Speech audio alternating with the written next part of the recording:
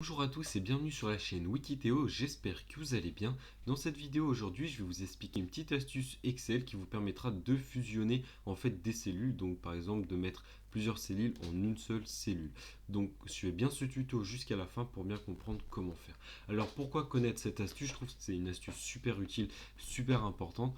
En fait, ça vous évitera en fait d'avoir une cellule, par exemple vous voulez remplir cette cellule avec des couleurs et vous aurez en fait plusieurs cellules dedans. Du coup, pour écrire, ça peut être un peu énervant, un peu embêtant.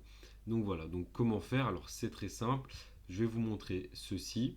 Alors comment faire? Alors c'est très simple. Déjà, vous allez sélectionner plusieurs cellules, donc comme ceci. Donc moi j'en ai sélectionné 9. Voilà, vous pouvez voir qu'il y a bien les petits traits juste ici. Et pour pouvoir en fait fusionner sans trait, ça va se dérouler donc comme toujours dans accueil. Voilà, dans accueil en fait il y a pas mal de choses super utiles, hein, rapides et autres. Donc c'est vraiment dans accueil où la plupart des choses vont se passer.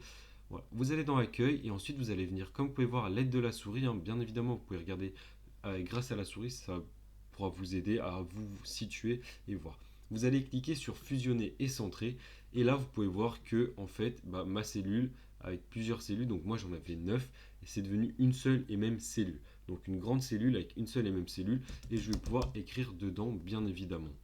Et voilà. Et cette cellule, en fait, je vais pouvoir bien évidemment la remplir, hein, comme toute cellule et autres, mais je vais pouvoir écrire et ça va en fait pas me permettre d'écrire sur une seule cellule. Et ça peut être super utile, voilà, si vous avez des calendriers, planning ou autre chose, même des tableaux et autres. Voilà, maintenant vous savez comment faire pour pouvoir fusionner des cellules en une seule cellule.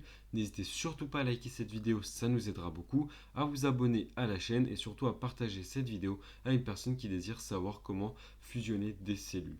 C'était la chaîne Wikithéo, à bientôt.